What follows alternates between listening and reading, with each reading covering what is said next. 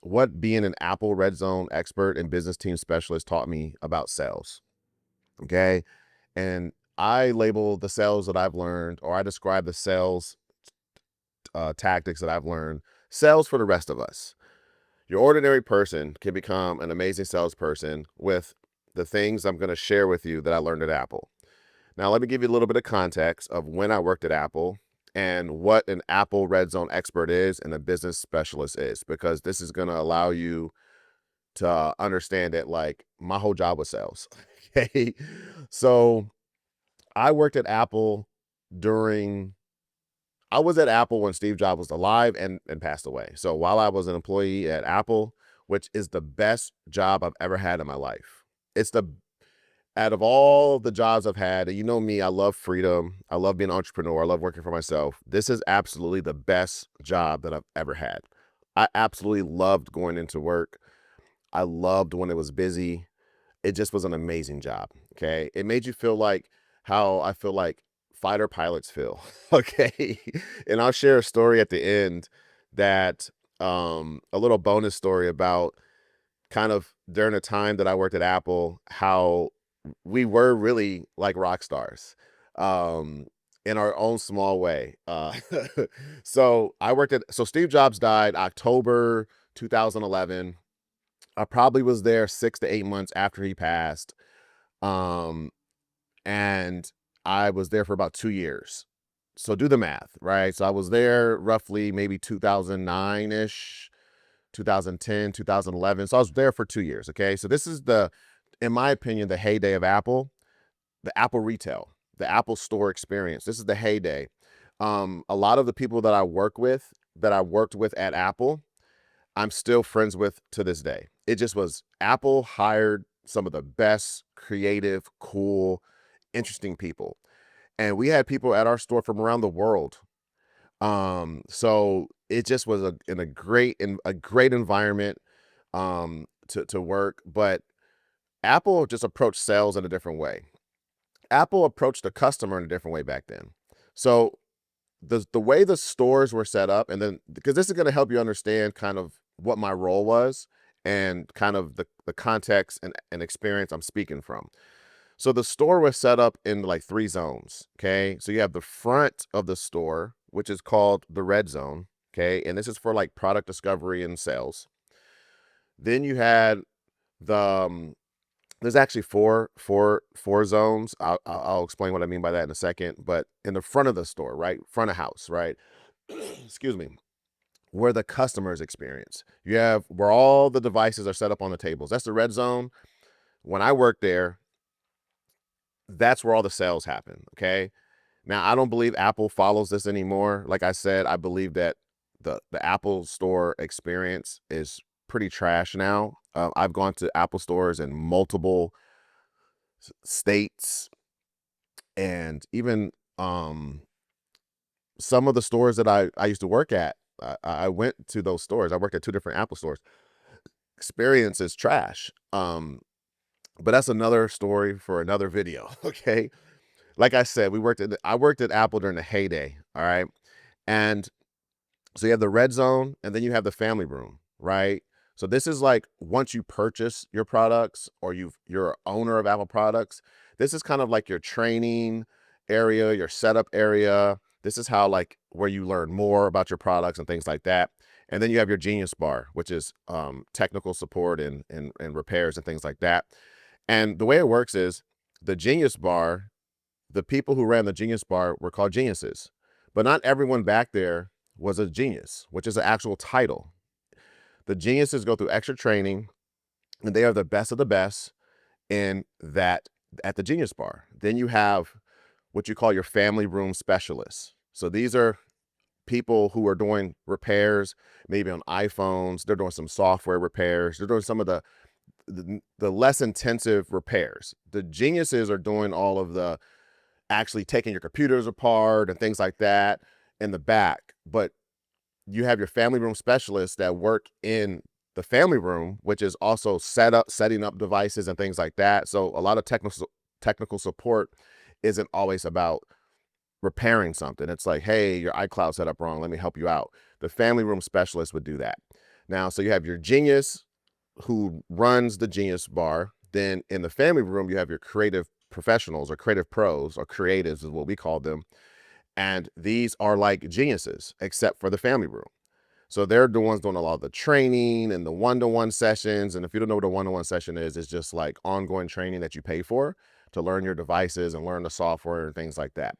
Then you have the red zone, and you have your specialists, which are just your general salespeople. A lot of these people are very smart. It's very hard to work at Apple, especially the era that I worked at Apple. But I was an expert. An expert is like a genius, except for the red zone. So we had to go through extra training. We were like the Marines, right? We're like the Navy SEALs of that area. There's maybe 4 or 5 in a store out of maybe 60, 70 salespeople or specialists. There's probably like 4 or 5 experts. So that's what I was. Okay. Now there's another bonus zone, which every Apple store has a business team. Okay. And the business team usually works in the back, right? They work in the back, wherever the back of house is for the Apple store. And the business team is essentially the team that sells to business customers, right? So if I am in the red zone and somebody comes in and it happens to be a CEO of a company and he's like, yeah, we're trying to buy, 25 iPads for our salespeople to go out in the field. Okay. We would pass that over to the business team. That wouldn't be something even an expert would handle. Okay. Because the business team has other tools. Like they could accept payments in different ways. They could do purchase orders. A lot of times when you sell to like a school system, it would be done through a purchase order. There was financing. So Apple had financing. So there's a lot of different things we can do as business team. So my time at Apple, I was an expert and I was a business team specialist at the same time. So that means that I can not only help anybody in the store, right? If there's any hard sales questions, very pushy customers, things like that, hard technical stuff. We had to learn a lot of the technical aspects of the capabilities because we would have some very high tech people. Hey, can I turn a Mac Mini into a server? We would be able to speak through that. We just had like a little bit of everything, but our focus was sales.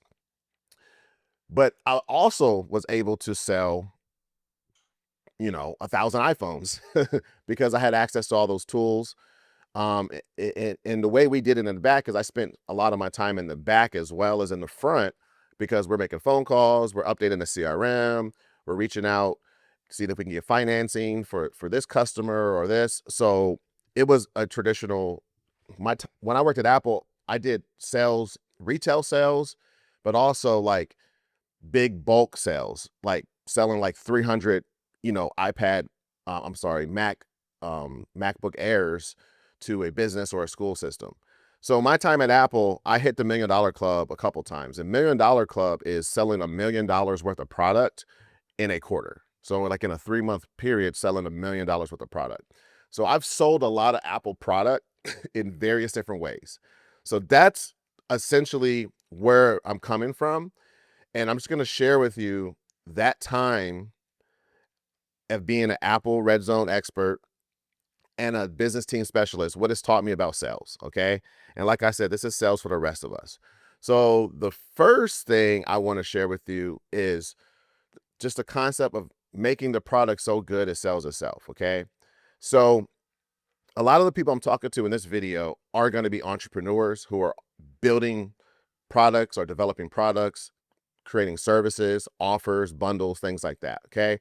If you're somebody selling somebody else's product that you have no control over, this video is not really for you because it's just, you got to make products that are just so good they sell themselves. That's basically what Apple did. And I'm telling every entrepreneur out there who has control over developing their products, that's where you start. Okay. Because at Apple, I just learned so quickly that when a product is exceptional, your job as a salesperson becomes dramatically easier. Like you're not even convincing people anymore. You're just guiding them because you know that once you trigger these epiphanies in their mind And once you share the details of the products and what it can do and all these other things that I'm going to get into, it sells itself. Okay. And I think that many salespeople out there are struggling when they have to push something that's not truly great. Okay. And this often what leads to what I call dark manipulation. Okay. So it's over promising, the pressure tactics, and just that emotional baiting people where the buyer's remorse starts to form. This is where the buyer's remorse is born, is during this manipulation type thing that just salespeople do, because the product that you're pushing, is trash. You have to kind of make things up in order for people to see your side of things, right? So manipulation to me is negative. It is when you twist the truth or distort the context to force a sale. And we've all been there. We've all experienced it, and people hate it. And I think now people hate it even more because there's so many options out there. There's so many information out there. A lot of times people are doing research on the products and services and things like that before they even get to the point where you're ready to sell them, which is another point that I'm going to get to. But I just feel like, just recap this, all right? Make the product so good that it sells itself, okay? Because if your product is excellent, all right, and you're not persuading people, you're simply just helping people see the value that already exists, right? It's transparent, it's clean. And I think it builds long-term trust, because we don't just want one-time customers or clients. We want long-term relationships, okay? So that's number one, right? Make the product so good it sells itself. And a lot of you guys might say that's like a no-brainer. Or what if you can't do that? Don't sell the product, okay? Don't do it. Listen, like I said, this is for the sales for the rest of us.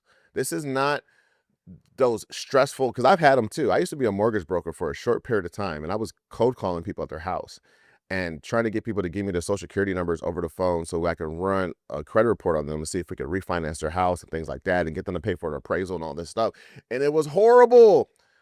It was horrible. And we had to use all these scripts and things like that. And then I went to work at Apple, and I'm selling millions of dollars worth of products. It is just like easy. It's just, oh my gosh, this is so easy. And yes, there's pushback. I mean, Apple products are expensive.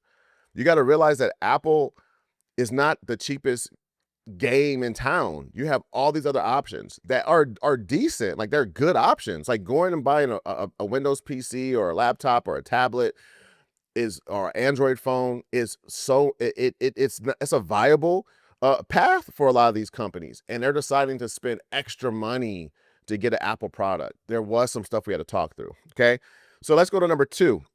And number two is I call positioning. And this is a term that I learned at Apple during training and during my time working at Apple, is the word positioning. And a lot of the Apple employees during the time, like again, the heyday, the Steve Jobs era, we use positioning as a actual strategy while we're dealing with customers. And it's the silent sales multiplier. Okay. So I discovered that it's all about how you present something. Okay. The positioning, right? How you present it. And this can make or break the sale 100%. And positioning isn't manipulation, right? It's framing. It's the difference between saying this is a tablet versus this is a creative studio or a mobile classroom or a business dashboard. And basically, depending on who you are, who you're talking to, right? So it's like, hey, here's a tablet. Okay, that's boring. Positioning, framing is, hey, you know what? This is a creative studio. They know that you're not lying. You're just basically getting the light to shine off of it in the right angle, right? I always think of it as like somebody who's like a cinematographer. And when you're shooting a movie, it's like, if I frame it like this, it looks like Harry Potter is doing this, this, and this. But if I turn over just this way, you can see the cameraman, you can see the wires, you can see the special effects coordinator. Like, you got to change the frame so it's the scene in the movie versus turning the frame all the way around and seeing the director and the cameras and all the other stuff, right? So it's basically focusing their attention on the thing that is going to trigger the epiphany in their mind. So this word positioning is so important. You should always be positioning your products and your services in the right way. And positioning isn't just when you're talking to somebody and selling them, right? It's how you put it on your website. It's the videos you make. It's how you talk about it. It's all the research that people can do about it, right? You are in control of the positioning, but we don't want to do manipulation, okay? Um, and another way to think of it is like positioning is like strategic framing. That's the word we're going to use, is strategic framing, okay? It's not inherently negative, but it can be used deceptively if misapplied. Obviously, too much of everything can be a negative, okay? So positioning, just want you to understand positioning. So when you position something the right way, it speaks directly to the prospect's identity, their goals, and their pain points. And positioning creates an emotional relevance. I think that is the part where we can get danger, is that emotions are a part of sales. Emotions are part of persuading, right?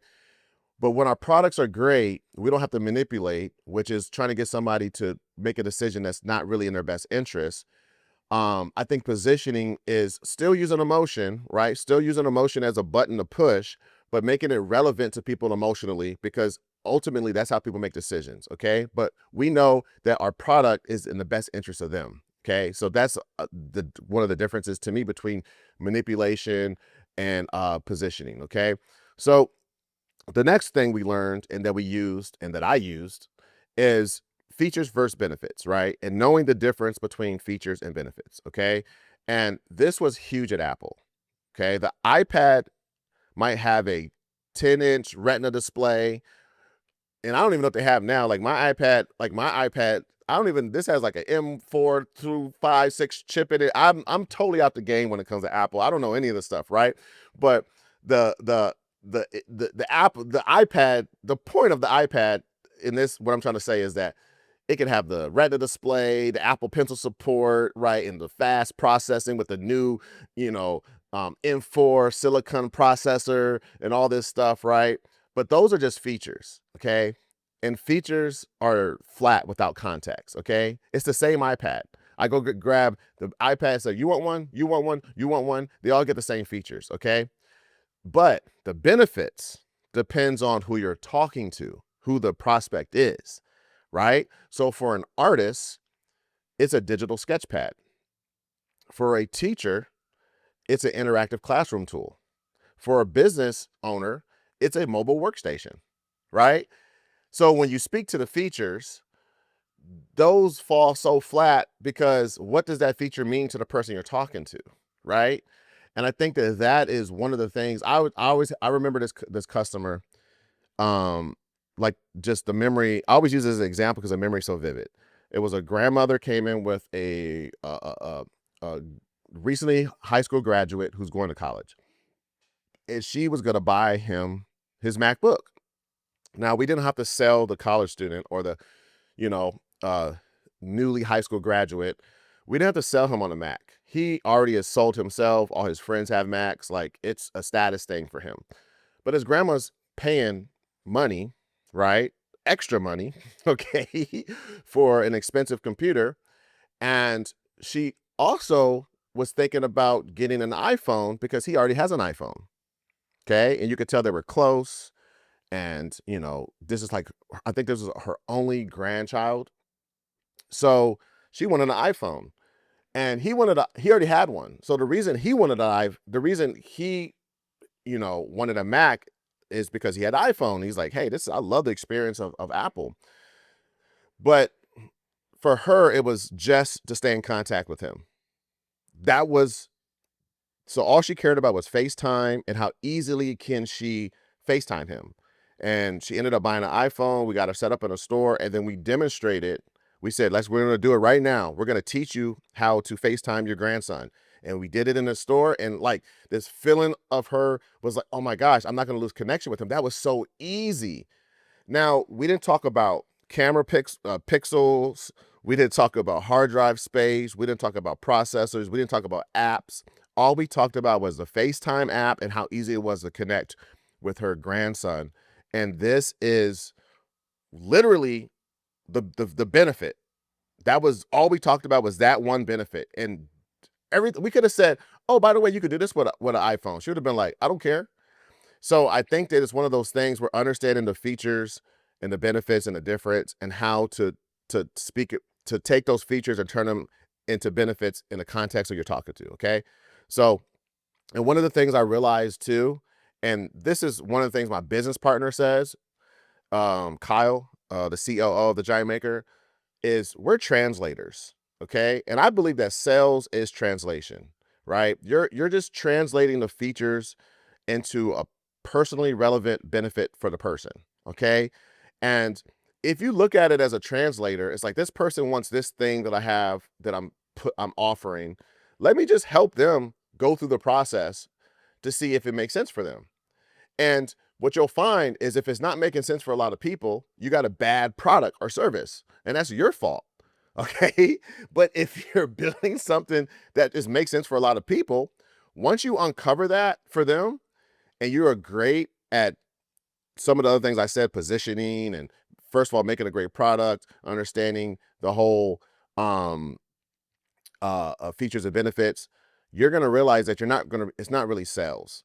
Because I don't know, I'm not confrontational, right? I'm not going to push somebody to buy something they don't want it. I'm really kind of passive. And that is actually was my gift, right?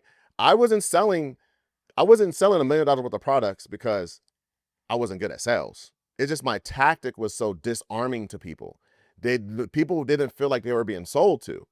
So the next one, excuse me, the next one, number 4 in this list is information is ammunition. Okay.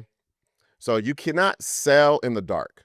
You need context, right? Who is this person?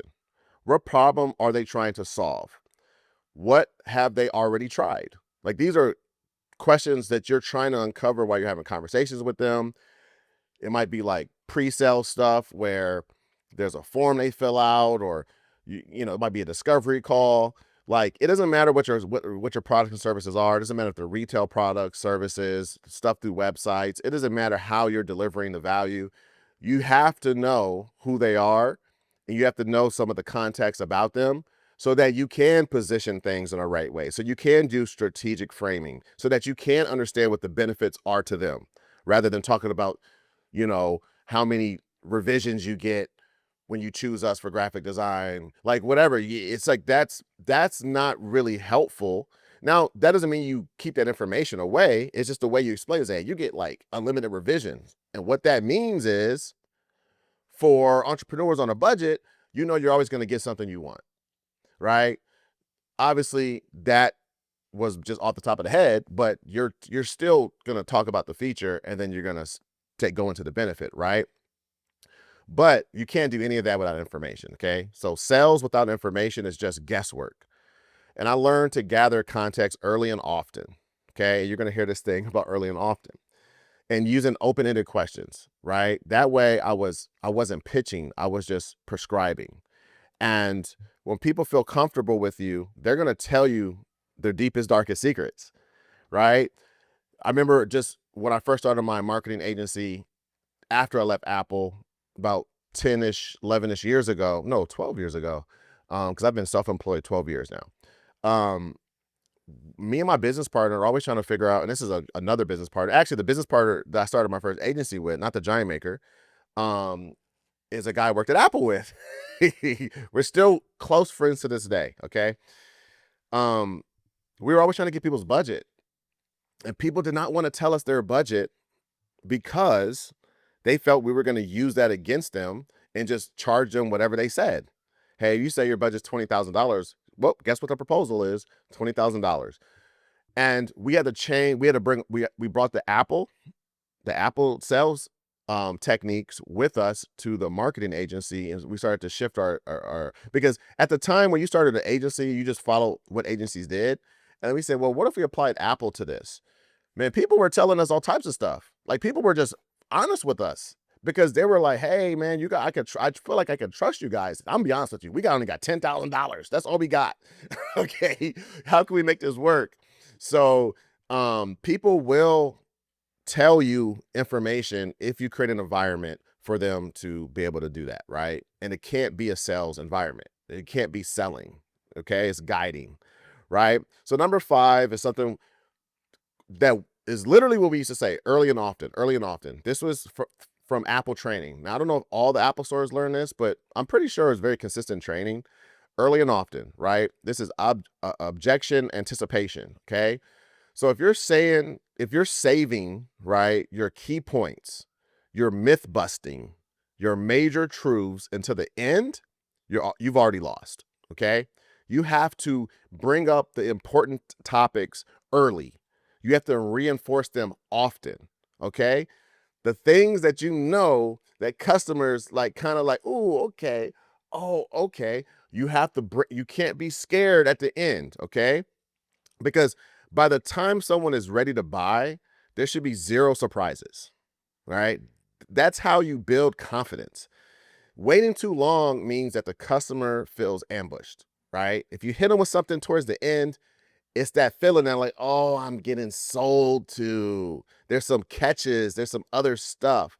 And that just kills the momentum. And honestly, it just ruins, it's like they're gonna get a bad taste in their mouth. Okay. So an example, right? So if price might be a concern, plant seeds about the value early. Okay. Don't defend the price at the end. Frame it as an investment from the jump. Okay. This is what we did at Apple a lot. One of the things that we had to sell, part of our metrics that we were judged on as experts, especially, was Apple Care, and one-to-one. So if you sell a Mac, so every time you sold a computer, they wanted us to sell Apple Care, and they want us to sell one-to-one, which is one-to-one is a year of training that you could schedule through the Apple Store portal, come in, and you would learn from a creative. And it was to help people use their computers better, right? They wanted us to sell that to essentially every single Mac buyer, right? It doesn't matter if it was a MacBook Pro, a MacBook Air, a iMac, doesn't matter, Mac Mini. They want us to sell these things. Here's the thing about Apple Care. Apple Care was an extra, it was basically 3-year warranty, but Apple products come with 1-year warranty out the box. So you get Apple Care for 1 year for free, right? This means you can bring it in to get repairs on it for 1 year, okay? Now, selling the Apple Care at the time they purchased the computer was only adding 2 years to the end, right? So after that first year was over, now you're basically only buying 2 years after the first year's over. Here's the catch. You can buy Apple Care anytime within the first year. So them buying it now really doesn't matter. They were covered when they left the store for a year. They can come back, a day before the Apple Care expired, and they could purchase Apple Care and then have an extended 2 years beyond that. Okay. One-to-one was $99 at the time. And it was basically, hey, you're going to come into an Apple store and do training like for a whole year. And many people didn't do that. And Apple knew that, right?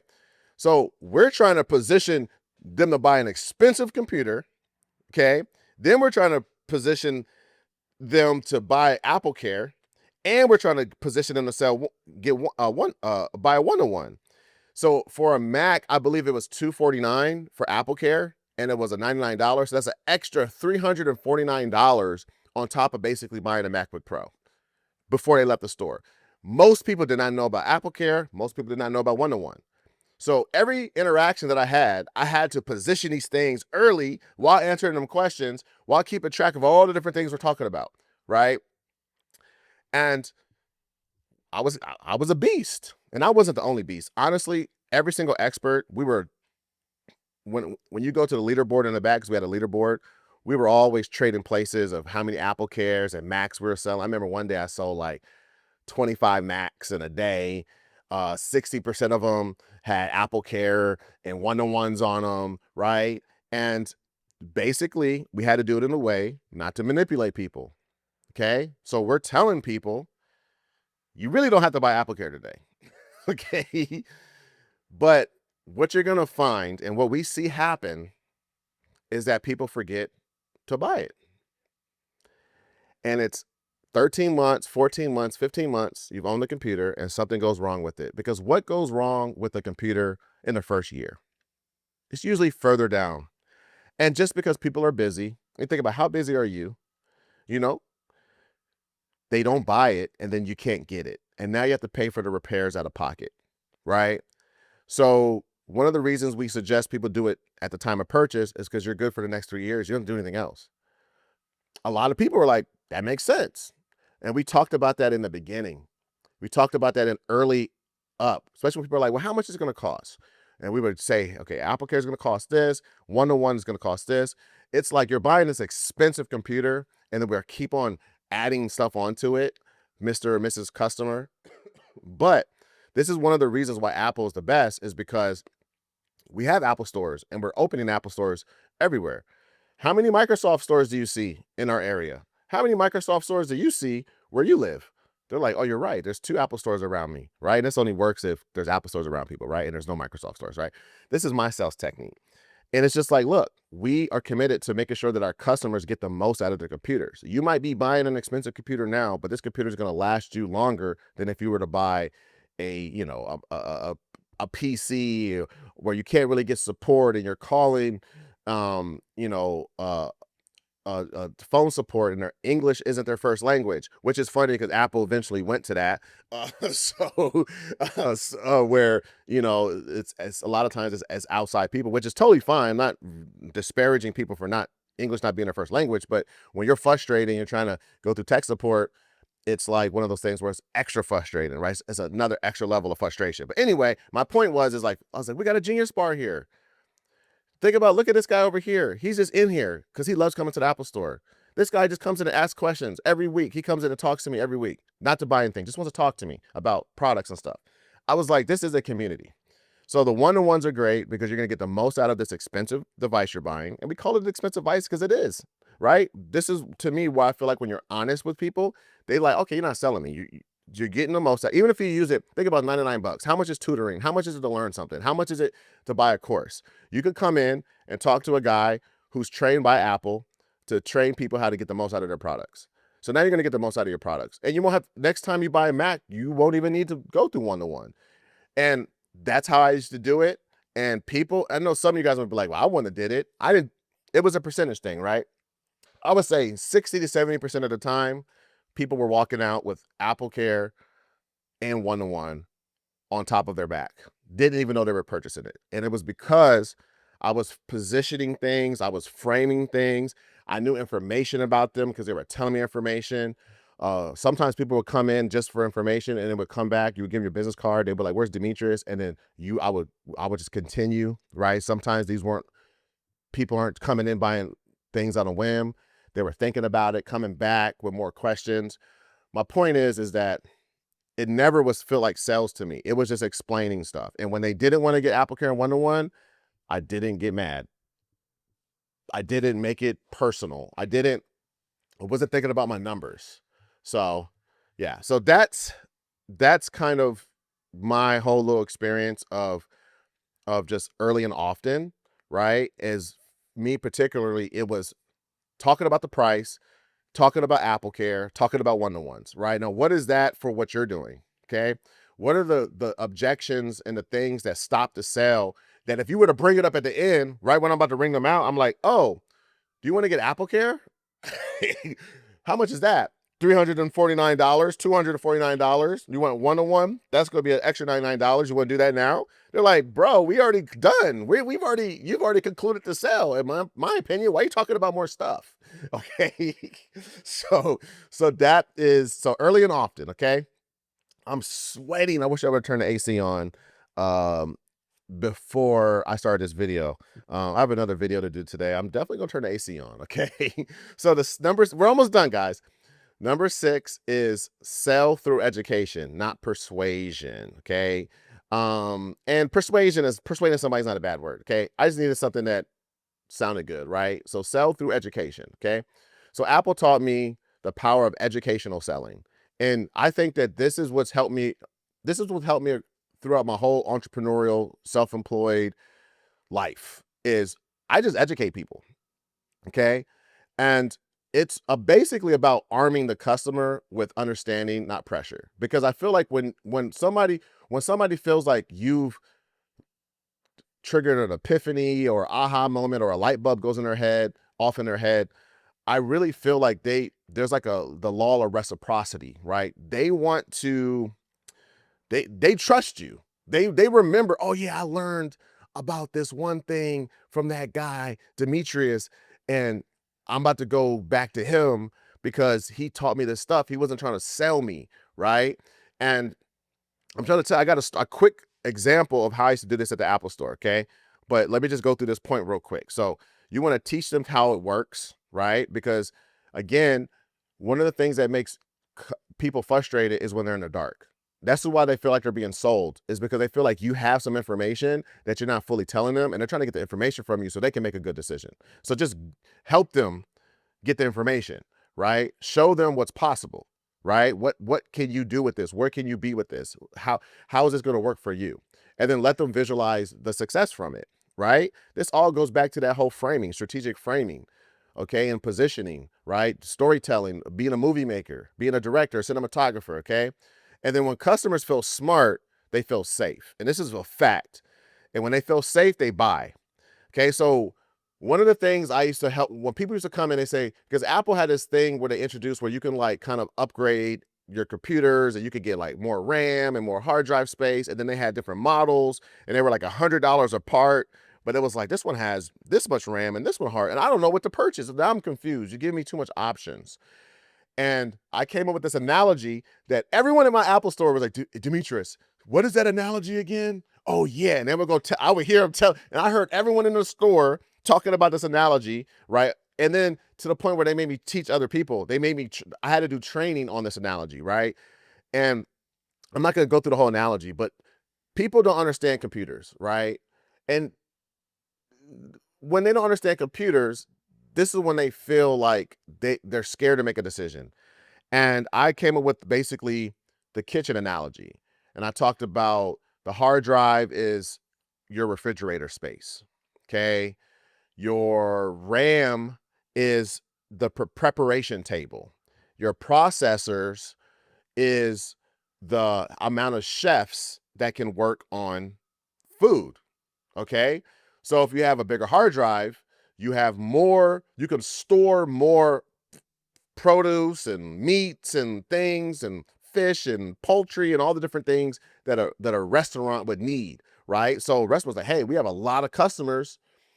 We need more refrigeration space. Okay, that's your hard drive.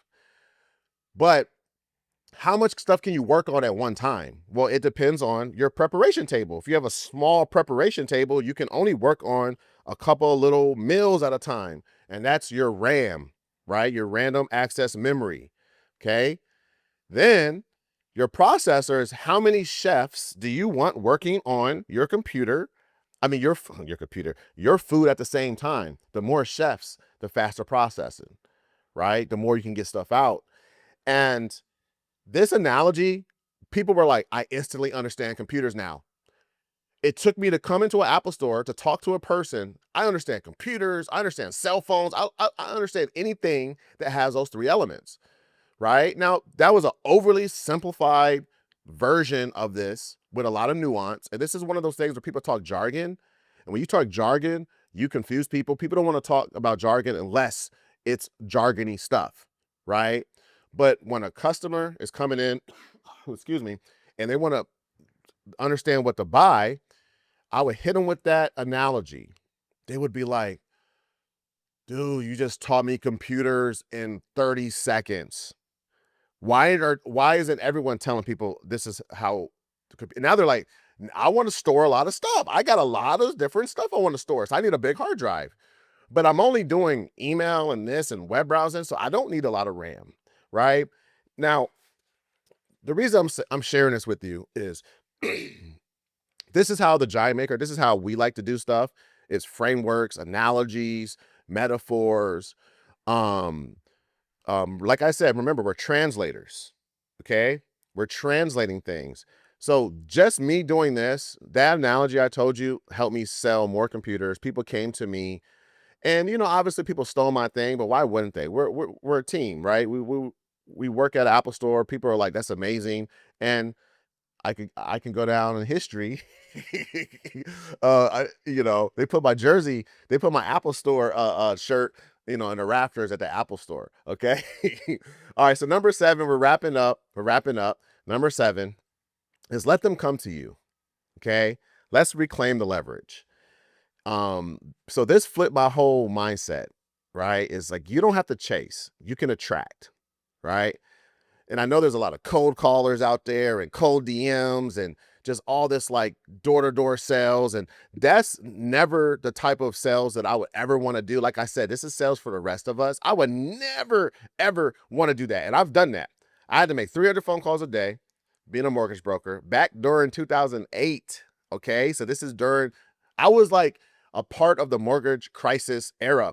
Me, I'm sure I was a part of it. I worked for a company. I was a young, newly married man, needed a job where I could make a lot of money. And it was everything I'm telling you in this, everything I'm saying in this video. At this job, I did the opposite. So I've done the cold calling. I put in my dues. I was getting mortgage applications. I was having $10,000 checks coming in. I was a part of multi-million dollar refinancing deals and things like that. Like, I've done all that high pressure stuff. Okay. It's horrible. It's for the birds. Okay. It's for the birds. It's horrible feeling when you have to do that. Okay. Going to them. What we want to do is build something where we're attracting them to us. We want to build a business. We want to build a brand. We want to create content. We want to build a system in which people are able to arm themselves with information and they want to know more. And now it's just a layup for you to be able to sell them. Just like when I was in Apple store, they were coming into the store. I wasn't going out and chasing these people. Okay. And I think that when you attract them, okay, it's basically, instead of answering like 20 rapid fire questions, right? You kind of flip the dynamic, right? Which honestly, they still come in and was asking 20 rapid fire questions. I mean, they were like, tell me why I should buy a Mac and not a PC. And I would just be like, why are you here? What made you come to me? What made you come in here? Why are you in Apple store? You're an Android lover. Why are you even talking about an iPhone? There's something there. Let's pull out that thread. Like, why are you here? We can just be honest. Like, is there something you don't like about Android, or something you like about iOS or Mac OS or something? Like, let's talk there. Like, why are you here? Right? What are you hoping that this product can do for you? I'm not just gonna just be like, do a presentation, like an Apple presentation on, okay, well, here's the iPad. What do you want to know? You're here. You came to me. Now, obviously, you're not going to talk in that tone. I'm talking to you. It's just like, there's some confidence there. It's like, sir, you got on my calendar. Okay. How can I help you today? Right. And I think this positions you as the expert, not the pitchman. We don't want to be pitching people. Okay. And they're seeking your recommendation, right? This gives you leverage, authority, and basically control over the conversation. All right. So to me, we not only do we want to build products that are amazing, but we want to build a system and products and services and offerings that are just groundbreaking, but that really just are valuable to people. But we want to create a scenario where they're coming to us. We don't want to be cold calling. We don't want to be knocking on doors, cold DMing. I even think about this sometimes, like, you know what? I'm gonna spend the whole month doing some cold outreach and see what it does. And I realize that's not me. I will never want to do that, and I never will do that. Okay. So let me just give you a bonus cheat code that I learned at Apple. And then I'm gonna tell you a quick story about the Rockstar thing. And then, so you guys can skip off the video, right, if you want at this point. Hopefully you guys got value. Hopefully you might want to hit the subscribe button, because we really need help with our subscribers. Okay. Because they're a little struggling right now. Maybe give us a couple of likes or whatever. Maybe a couple of comments if you agree or disagree. Okay. And if anybody at Apple is out there and you disagree with what the heyday of Apple was, let me know, because I believe it's when I worked at Apple. So let me hit you with this little bonus insight. Okay. Brand as status. Okay. Brand as status. And this one is huge. Okay. And everyone's not going to be able to do this. Even us as a giant maker are not able to do this right now. Okay. Branding takes time. Okay. But when your product or service becomes a status symbol, right, sales become effortless. Okay. People don't just want the thing, they want what the thing says about them. Okay. And this just means you have to be consistent as a business and put out a very consistent message, very consistent imagery, and you have to build a community. All right. You have to build a community in order for this to work. You're basically saying, this is what we represent as a company. This is who we're trying to attract. And we're not necessarily the authority or the experts. We are going on a journey, and this is what we want. And anybody who wants that, come along with us. And this is what that means. Remember, we got to what does it mean, right? For us, what does it mean to be a giant maker, right? Our hat. What does this logo mean? We have to turn it into a thing so that when in the future, give us a couple years, people start wearing giant maker shirts, giant maker hats. They're like, oh, you're a giant maker? I know exactly how you run your business. Oh, I know exactly the type of stuff you do when you do marketing.